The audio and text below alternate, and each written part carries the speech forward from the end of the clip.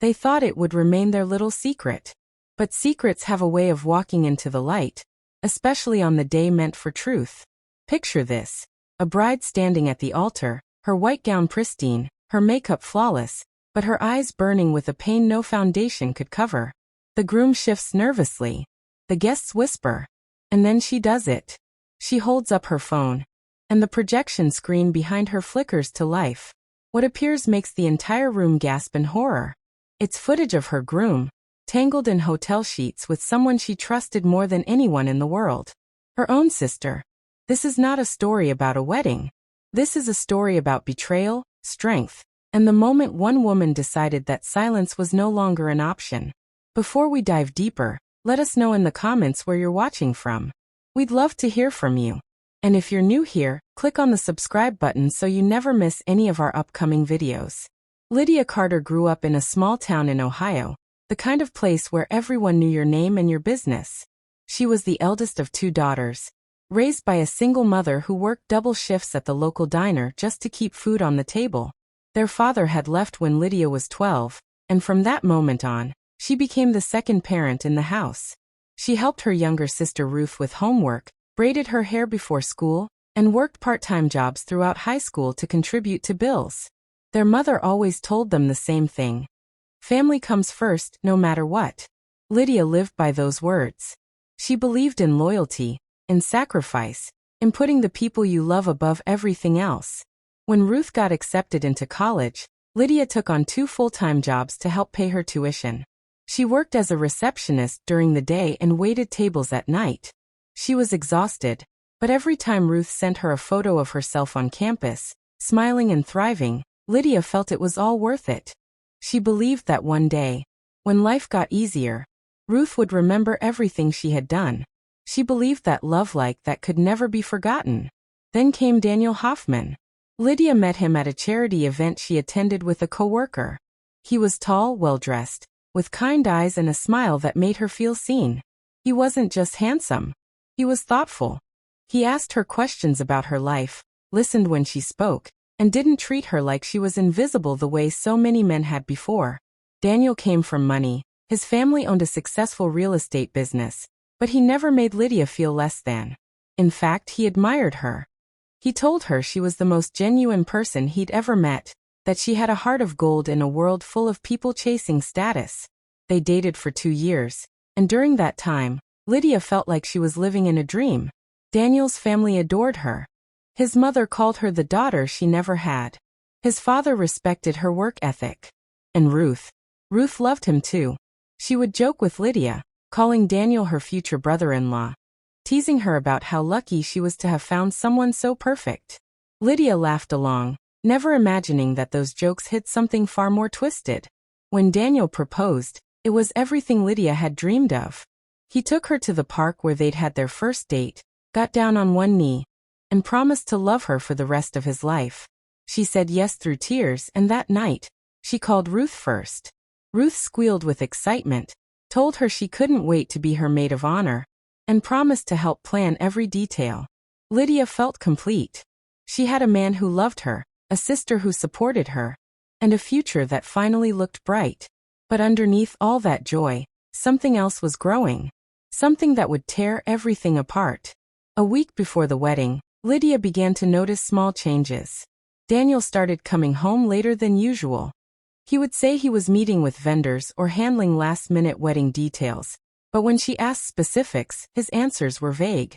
He stopped looking her in the eyes the way he used to. His phone, which had always been casually left on the counter, was now glued to his side. He took calls in the other room, his voice low and hurried. When Lydia asked if everything was okay, he kissed her forehead and told her he was just stressed about work. She wanted to believe him. She had no reason not to, but deep down something felt wrong. Ruth had also changed. She used to call Lydia every other day, but now she barely responded to texts. When they did talk, Ruth seemed distracted, her voice tight, her laughter forced. Lydia chalked it up to wedding stress. Maybe Ruth was overwhelmed with maid of honor duties. Maybe she was dealing with something personal. Lydia didn't push. She trusted her sister. She trusted them both. That trust shattered on a Tuesday night, 6 days before the wedding. Lydia's bridesmaid, Emily, had borrowed Ruth's phone earlier that day to make a call because her own battery had died. Later that evening, Emily accidentally grabbed Ruth's phone again, thinking it was hers, and brought it to Lydia's apartment to return it. Lydia thanked her, set the phone on the kitchen counter, and went back to addressing wedding invitations. Then the phone buzzed. A text message lit up the screen. Lydia glanced at it without thinking, and her entire world stopped. The message was from Daniel. It read, "Can't wait to see you tonight, babe. Same room as last time." Followed by a heart emoji. Lydia's hands began to shake. She stared at the message, reading it over and over, hoping she had misunderstood. But there was no misunderstanding. She unlocked the phone. Ruth hadn't changed her password. It was still their mother's birthday. Lydia scrolled through the messages. Months of them. Flirty texts. Explicit photos. Plans to meet at hotels while Lydia was at work. Conversations about how they had to be careful. How Lydia could never find out. In one message Ruth had written, "I feel bad sometimes, but I can't help how I feel." Daniel had replied, "I know. Me too. But we'll figure it out after the wedding." Lydia sat on the floor of her kitchen, phone still in her hand, and sobbed. Not loud wailing sobs. Quiet, broken ones. The kind that come when your heart doesn't know how to process what it's feeling. She wanted to scream. She wanted to call them both and demand answers. But instead, she sat there in silence, her mind racing, her chest tight. And then, after what felt like hours, she wiped her tears, stood up, and made a decision. She wasn't going to cancel the wedding. She was going to let it happen. But not the way anyone expected. The next few days were the hardest of Lydia's life. She had to pretend everything was fine. She smiled at Daniel when he came home. She laughed at Ruth's jokes during the final dress fitting. She attended the rehearsal dinner and gave a speech about how grateful she was for the love and support of her family. Inside she was screaming, but outside she was calm, collected, in control. Her mother kept telling her how proud she was, how beautiful the wedding was going to be, how blessed Lydia was to have found a man like Daniel. Every word felt like a knife twisting deeper. But Lydia didn't break. She couldn't. Not yet. At night, alone in her room, she would read through the messages again, each one fueling the fire inside her. She prayed. She asked God for strength, not for revenge, but for clarity. She didn't want to destroy them out of anger. She wanted them to face the truth. She wanted everyone to see who they really were. The morning of the wedding arrived. Lydia woke up early, put on her dress, and looked at herself in the mirror. She looked beautiful. But more than that, she looked strong.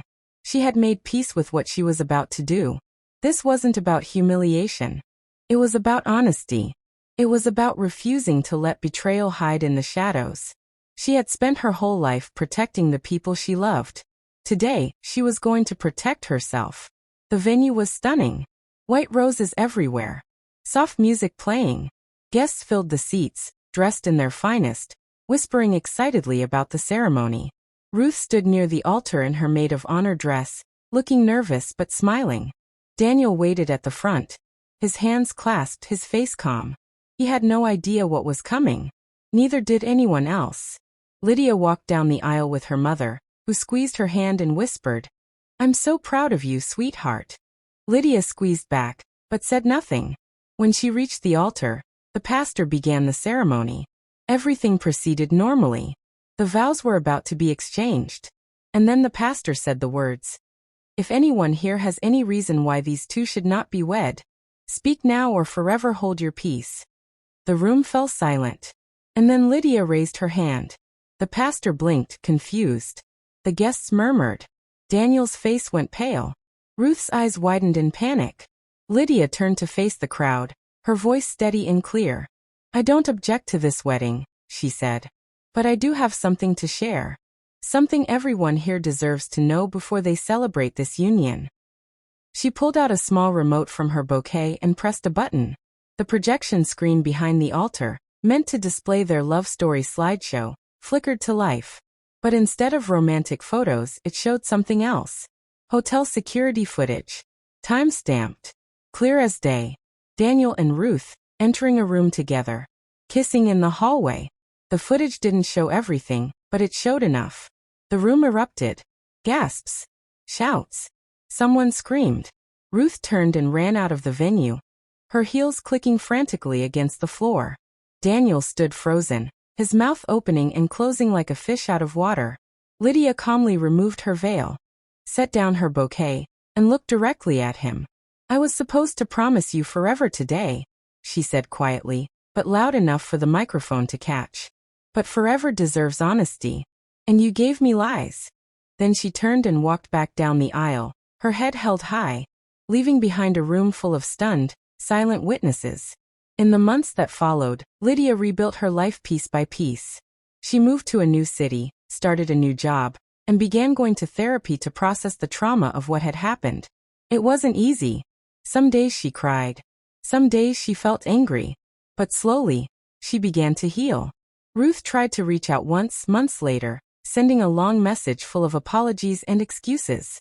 Lydia read it, then deleted it without responding. Some bridges, once burned, aren't meant to be rebuilt. Daniel tried to. He showed up at her apartment, begging for forgiveness, claiming he had made a terrible mistake. Lydia looked at him through the door and said only one thing. "You didn't make a mistake. You made a choice. Now live with it." Then she closed the door and never saw him again.